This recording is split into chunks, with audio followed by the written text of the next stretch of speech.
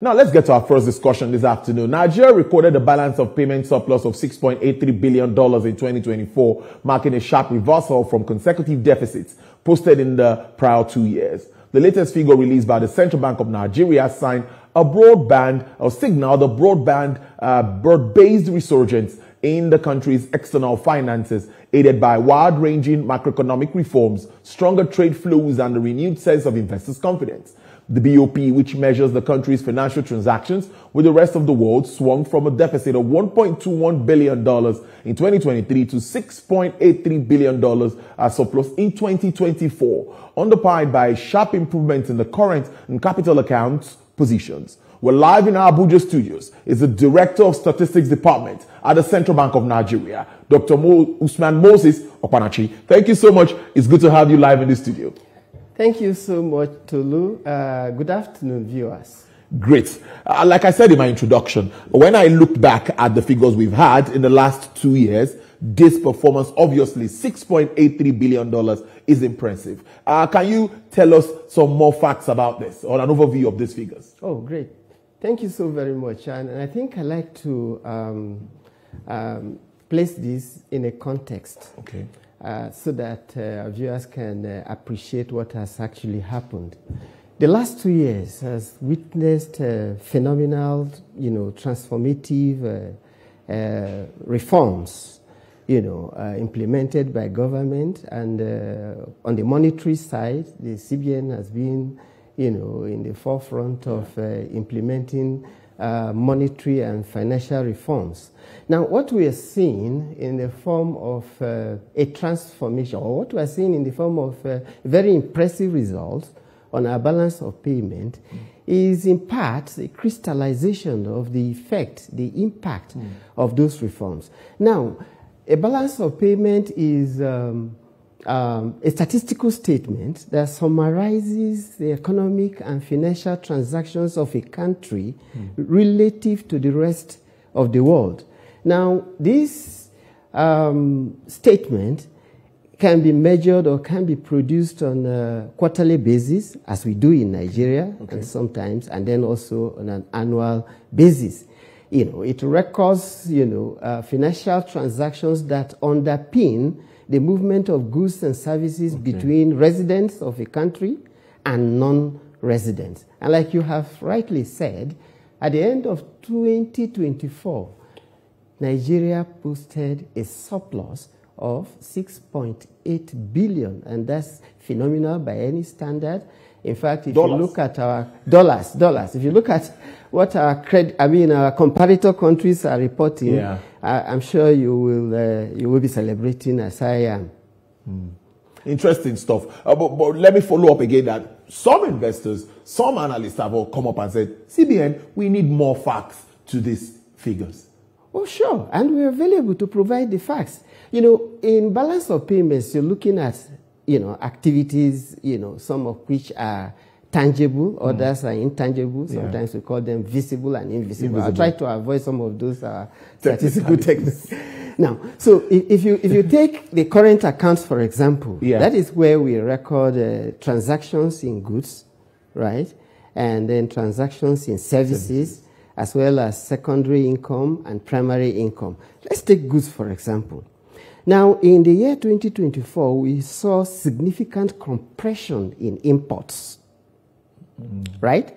So that is a boost for the for the balance of payments because, with imports, you are paying, you are not receiving. With exports, you are receiving. So whenever there is a contraction in your import, right, it affects positively your overall result in terms of whether you end up with a surplus or a deficit. Then on the other side as well, if you record expansion on the export side, that also contributes to your overall results. And so in terms of specifics now, you will, if you're looking at the numbers, you find that we got significant expansion or increase in gas export, right? In gas, and as well as non-oil exports. In fact, when you look at it in terms of net, the two combined resulted in a surplus of about $8 billion compared to 2023. Wow. Yes. Wow. And then on the import side, we also saw significant compression, especially in petroleum product imports. And I am sure everybody understands why we have this. In country. In country. We have a refinery. Yes. Apart from Dangote, other refineries have come on stream. Yes. Yes. And those have, given us a shot in the arm in terms of import compression. Right? So over and above this, we've had significant influx of foreign investment, right, on the portfolio side as well as on the FDI side. Wow. And all of these have contributed to this result that we are seeing. But let me not forget to add this, that we have also had, robust remittances. Remittances include the kind of transfers that Nigerians, personal transfers, Nigerians that are abroad or, who earn in foreign currencies, transmit funds to relations, to family, to friends in our country. Okay, the ones that came in by MTO alone was over 4 billion USD. Now, non-IMTO sources recorded nearly 16 billion USD in 2024. Wow. And all of this speaks to, the efficiency of the policies that have been put in place, chiefly by the Central Bank of Nigeria, to ease the processes, of inward remittances. And as we did that, of course, our diasporans embraced that. And that is why today we are seeing this substantial improvement in terms of what we record as remittances, right? Also, we have had significant increase in official development assistance to Nigeria during this period. So for Nigerians who are legitimate, they have the right to want to know the numbers. The numbers are there, and it is all of these things that have coalesced into what we now report as our overall result for 2024. Now, one of the very clear implications of that is that we have seen reserve accumulation, right? From about 33 billion at the end of 2023, our external reserve grew to about 40.19 billion USD. Dollars. Yes, at the end of 2024. Yeah. So that's an accretion of nearly 6.9 or 6.8 billion in 1 year. It's quite phenomenal. I'm sure you will agree. Indeed. Even the net reserves too are also doing pretty well. Or that what we've been having before. It was about $23.1 billion dollars or so. Yes, and we were at about 3 plus, almost $4 billion dollars at that time. You're on point. That's really. And so by the time you back off short-term liabilities from our reserves of about 40 billion, you're at about 23, and that's is quite competitive when you're looking at what our comparator countries are doing. Wow. Now, let's now look at the general projections for 2025. It's looking bright already. So what are your projections? Definitely, I know we'll be aiming higher. What's the outlook looking for? Fine. I think the outlook is stable and fine. Because the undercurrents that led to the results that we have, we have recorded in 2024 subsist. I mean, the import compression of about 4 billion USD that we saw in 20, we cannot do any worse than that. We expect that in the year 2025, those factors that led to that, right, which are still at work, will, ensure that we gradually continue to compress our import.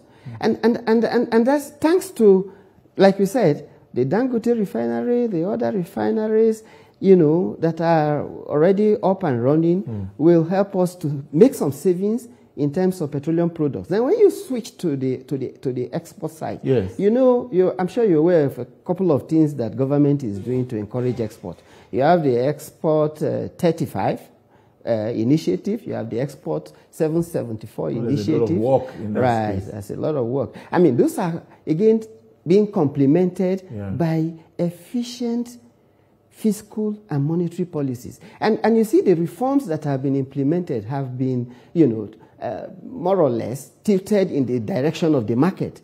And the beautiful thing about the market is that it rewards efficient policies.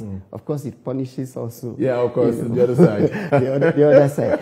So I mean, much as we may not have a crystal ball to say this is exactly where we're going to be, the outlook, like I said, is stable. The outlook is positive, and we're very hopeful that at the end of 2025, we will be smiling like we are currently. Before I let you go, for a man on the street and businesses and, of course, investors, they will be like, okay, I think investors clearly know where they stand in this. Sure. But for the man on the street and some other businesses, they look like, what does it really mean to me? Yeah, I think that's a very helpful question. Let's start with what this has done in terms of our reserve accumulation. Yeah. More external reserve means that your war chest, in terms of your capacity as a central bank to defend your currency, is improved, it's enhanced. That's true. So I can assure you that with this level of reserve, even speculators will have to think twice, I mean, because you could easily get your fingers burnt. So, and that's why you're seeing, some stability in relative terms in the exchange rate of the Naira. Bearing all the international, issues around Trumpism and all of those, I mean, we can see quite clearly that right now, there's really no premium between the official, the Nigerian foreign exchange market rate and the BDCs. Yeah. I mean, we've not seen this in a long time. That disparity. And so for the regular Nigerians like me, and me too. Okay. For the regular Nigerians like us, good. We expect to see a dampening effect of this. Okay. On prices, because typically in Nigeria, the pass-through from exchange rate alone to inflation is in the neighborhood of over 30%. Wow. And so if you're able to stabilize the exchange rate, that means that you're going to be able to have a handle on inflation. And we're already seeing that. Prices are moderating. And the outlook that we have or that we see is that this pattern or this trend is likely to continue for the rest of the year. So that is one very important takeaway for the regular Nigerian. The other one is this. When we have a surplus means savings. Yes. That means we, as an economy, can invest these savings into, sectors or wherever we invest them. We will be able to increase investment, and by increasing investment, what are we doing? We're creating jobs, right? We're creating jobs, and by creating jobs, we're alleviating poverty, and we're improving lives. So the standard of living of Nigerians should be looking up, not down, on account of this. And that is why, some of us cannot wait to have this kind of result replicated in 2025 and of course, after, of course. So, but let me conclude also that the creditworthiness of Nigeria as a country improves significantly with a balance of payment surplus. And that's why you're seeing the flows, and more will come. And as these flows come, if they are foreign direct investment, you know very clearly that they increase the productive capacity of the economy. Yeah. Now, even if they are portfolio investments, some portfolio investment come in and seeing that, as the confidence in the economy improves, they tend to stay. So either way, that also should lead to some sort of macroeconomic advantage for the country, which should trickle to, welfare for the regular Nigerian. Brilliant way. I think it's a good way to leave it there. Dr. Usman Moses Okwanachi is the Director, Statistics Department at the Central Bank of Nigeria, breaking down all of these figures for us and making us understand what it means for us. Thank you so much for being on Business Nigeria today. We appreciate this and have a great weekend. Thank you so very much for having me. All right then.